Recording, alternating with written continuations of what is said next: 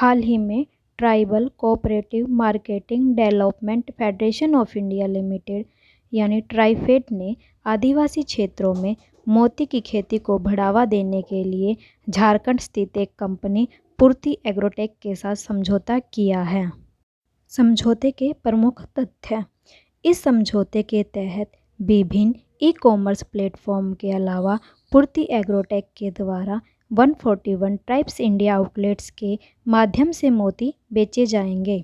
पूर्ति एग्रोटेक के केंद्र को वन धन विकास केंद्र क्लस्टर के रूप में विकसित किया जाएगा। साथ ही झारखंड में मोती की खेती के लिए ऐसे 25 वन धन विकास केंद्र क्लस्टर विकसित करने की योजना है।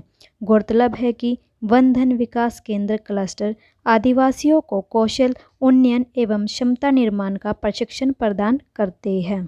साथ ही ट्राइफेड ने प्राकृतिक वन धन उत्पादों को बढ़ावा देने और बेचने के लिए ई किराना प्लेटफॉर्म बिग बास्केट के साथ एक समझौता ज्ञापन पर भी हस्ताक्षर किए हैं। मोती की खेती। मोती दुनिया में एकमात्र ऐसा रत्न है जो किसी जीवित प्राणी से प्राप्त होता है। शीप और मसल्स जैसे मोलस्क इन कीमती रत्नों का उत्पादन करते हैं।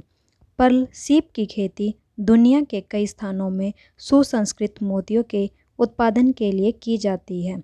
मीठे पानी के मोती को मसल्स का उपयोग करके खेतों में उगाया जाता है। चूँकि मसल्स ऑर्गेनिक होस्ट होते हैं, इसलिए मोती प्राकृतिक रूप से खारे पानी की शीपों की तुलना में 10 गुना बड़े हो सकते हैं। साथ ही ताजे पानी की मोती की चमक अधिक भी होती है।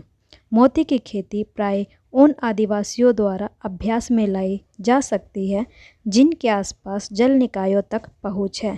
यह आने वाले समय में आदिवासियों की आजीविका के लिए गेम चेंजर साबित हो सकता है। मोती की खेती से होने वाले लाभ। किसानों की आय में बढ़ोतरी। भारत में किसानों की आय आमतौर पर जलवायु आधारित कारकों पर निर्भर होती है और यह निर्भरता अक्सर उन्हें नुकसान पहुंचाती है।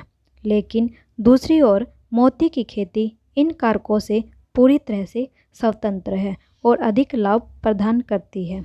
नंबर 2, पर्यावरण के अनुकूल। मोती की खेती पर्यावरण अनुकूल है। यह मछली के रहने के लिए आवास प्रदान करती है, जिससे प्रजातियों की विविधता में महत्वपूर्ण सुधार होता है।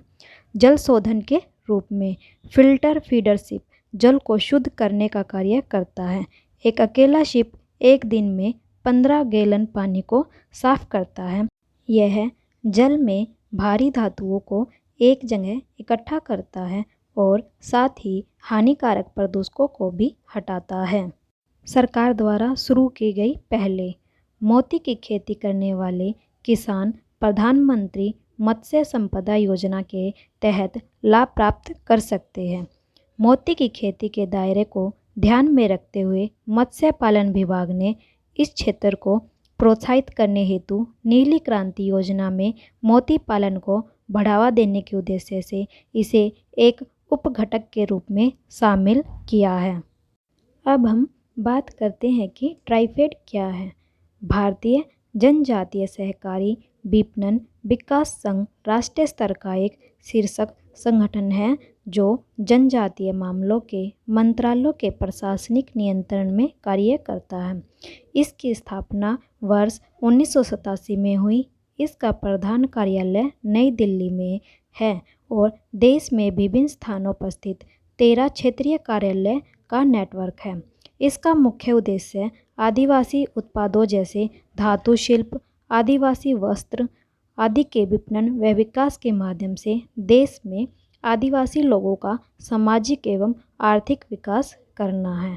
यह मुख्य रूप से 2 कार्य करता है: लघु वन उपज का विकास एवं खुदरा विपणन एवं विकास।